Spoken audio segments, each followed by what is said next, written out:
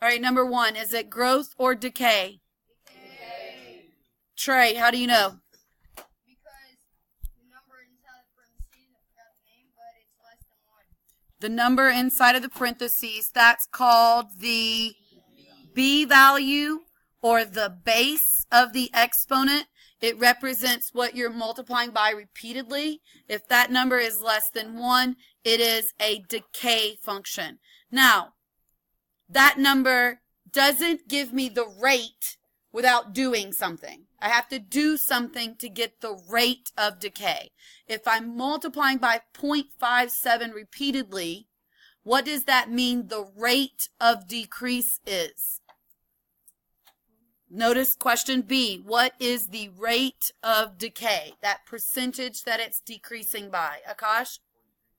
43%. How did you get that?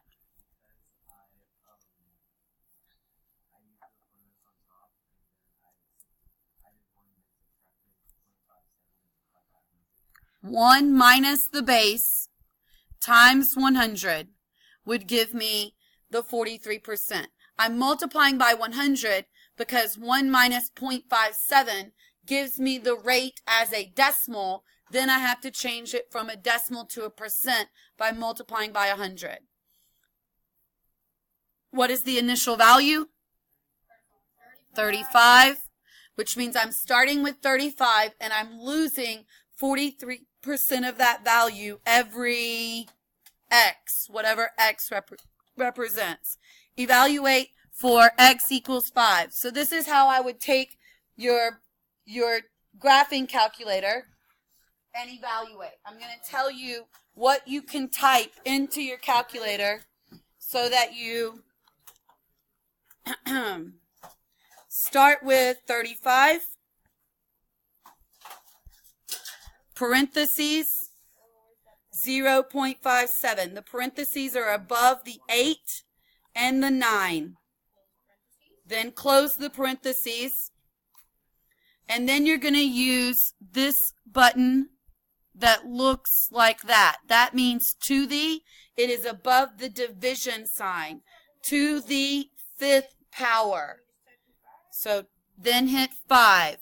And it will do the exponents first because that's order of operations. The calculator knows the order of operations as long as you type it in correctly. So it'll do the power first and then multiply by 35. You should have gotten 21.0592.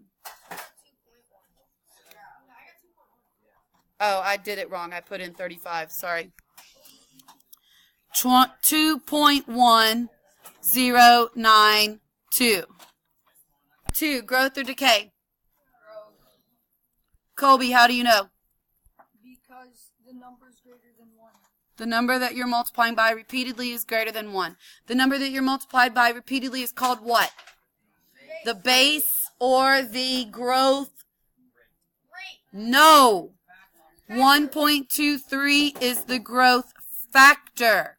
That's an essential question. Yesterday, what is the difference between a growth factor and a growth rate? The factor is what you're multiplying by repeatedly. The factor is the base. The factor is the number in the parentheses. What's the growth rate? In this problem, Tyler, what's the growth rate? 23%. How do I get that?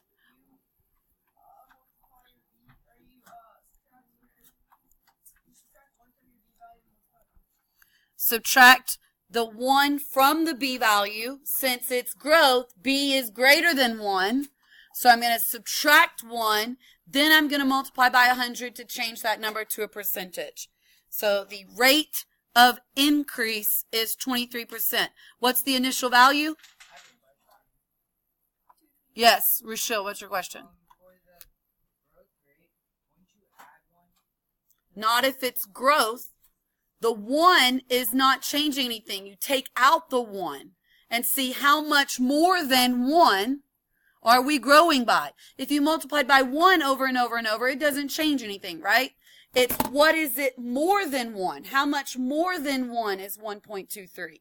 It is 0.23 more than 1, and then you change that to a percentage as 23%. Do you see what I'm saying? All right, evaluate for x equals 2. So again, you start with your initial value, parentheses 1.23, and then you use that symbol that means to the and put in the second power. And you should got what? You should have gotten what?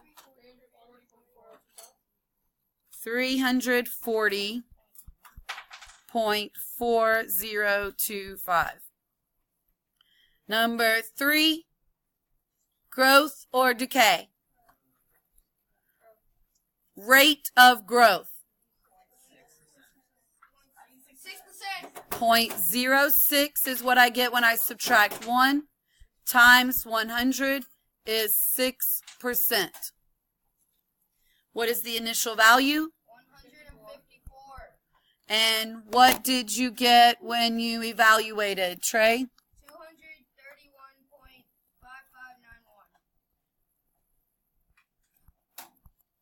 Questions? No. You can round to the 100th if it's money. Otherwise, you should give several decimal places. You can use a repeating decimal. Number 4. So now we're going to talk about word problems. So there's two things that you have to do when we talk about word problems. Word problems give the rate. They're giving you a rate of increase or a rate of decrease. Your rate is a percentage. You have to turn the percent into a decimal. How do you turn a percent into a decimal, Hannah? Divide by 100 or move the decimal to the left 2 times. That's what happens when you divide by 100. It moves the decimal to the left 2 times. Then you have to decide, do I take this decimal and do I add it to 1 or do I subtract it from 1? When will I add the rate to 1? When will I add the rate to 1? 1 plus the rate. When it's growth, because if you're multiplying by something greater than 1, you are growing. When do I subtract the rate from 1? When it's decay, because when you multiply by something less than 1, it is decaying. So here we're going the other direction. Yesterday we went from the base to the rate. Now we're going from the rate to the base. So Ryan is saving for his college tuition. He has $2,550. What is that? The A value. The A value. The initial value. In a savings account that pays 6.25% annual interest. The account pays interest. Is this growth or decay? Growth. So I have to do 1 plus the rate. I have to turn the rate into a decimal. Max, what is 6.25% as a decimal? Move the decimal to the left twice, 0.0625. So let's write an exponential equation. An equation, guys, starts with y equals.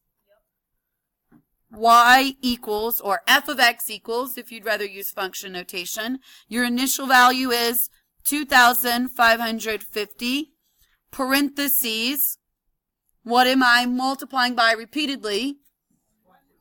1.0625 to the, I can put x here or I can put t. Why would I want to put t? Why might they want to use t instead of x? No. What does x represent? Time. Time in what? Number of years. Because every year you're multiplying by 1.0625, which is how it's increasing by 6.25% each year. So if you use t, a lot of these you'll realize t represents time. What does y represent? Total money in his account. The total dollars he has in his savings account. So figure out how much money he will have in his account 6 years from now. This is where you're going to use your calculator.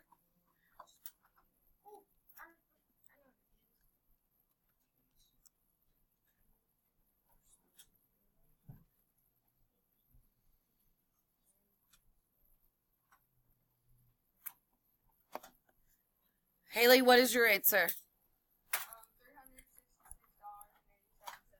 You have a decimal mistake somewhere. What did you put inside the parentheses? What did you put outside the parentheses as the initial value? You forgot the 0, didn't you? So when you fix that and you put the 0, it makes it perfect. That's the amount of money he will have in 6 years. All right? Questions? Read number 5. Circle the keyword that tells me if this is growth or decay. Read number 5. Circle the keyword that tells me if this is growth or decay. Matthew, what did you circle? Decreases, which tells me it is decay, which means I'm going to start with 1 and I am going to subtract the rate in order to find the base, what I'm multiplying by. What is the rate of decrease? 8.5%. Colby, how do I turn 8.5% into a decimal? You multiply it by 100. It's already a percentage. I'm trying to go back to a decimal. I'm not trying to go from a decimal. Oh, divide by 100. Divide by 100. What is 8.5 divided by 100, Colby? 0.85. That would be dividing by 10. If you only move the decimal once to the left, that would be 0.085. So I get my base by subtracting 0.085 from 1, which gives me what? 1 minus 0.085 is 0.915. So what is my equation? Hannah?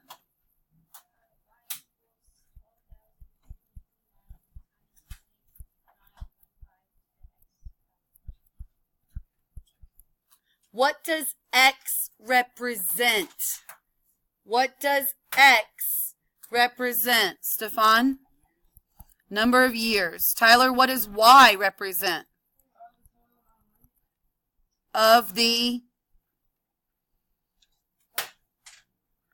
What are we talking about here? We're talking about the value of a car. So the total value of the car's value after X number of years. So, oh wait, number of years, that's not very specific. There you go, because it says this year. A used car was purchased for that amount this year. So we would write the number of years since this year, which is 2018.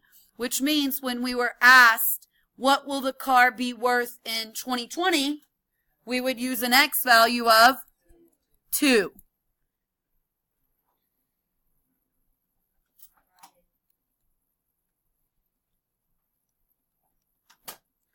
And your answer, Sarah, is?